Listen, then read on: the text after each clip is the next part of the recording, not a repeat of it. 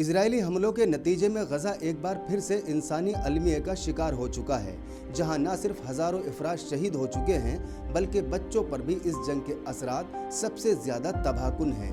ताज़ा तरीन रिपोर्ट्स के मुताबिक गजा में तकरीबन 40,000 बच्चे ऐसे हैं जिन्होंने अपने माँ बाप को इस जंग में खो दिया है और ये खत्ता अब तारीख के बदतरीन यतीम बहरान से गुजर रहा है। गजा की तबाह हाल गलियों में अब वो बच्चे भी दिखाई देते हैं जिनकी उम्र चंद ही साल है, लेकिन आंखों में दर्द बरसों का है। कहीं छोटा बच्चा हाथ में माँ की तस्वीर लिए बैठा है तो कहीं किसी यतीम खाने में बैठा बच्चा वालिद को आखिरी बार देखने की हसरत दिल में लिए रोता है। ये बच्चे अब न सिर्फ जज्बाती तौर पर बेसहारा हैं बल्कि मुआशी तौर पर भी बदतरीन हालात का सामना कर रहे हैं। तालीम, सेहत, खुराक और पनाह हर शोबे में इनके लिए सहूलियतें या तो मौजूद नहीं या फिर ख़तरनाक हद तक नाकाफ़ी हैं।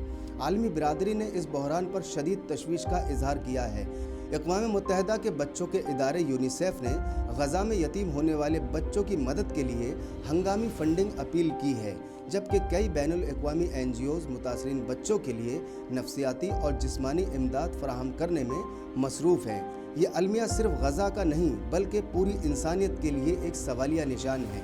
अगर बच्चों को तहफ़्फ़ुज़ नहीं मिल सकता तो फिर आलमी ज़मीर कहाँ है?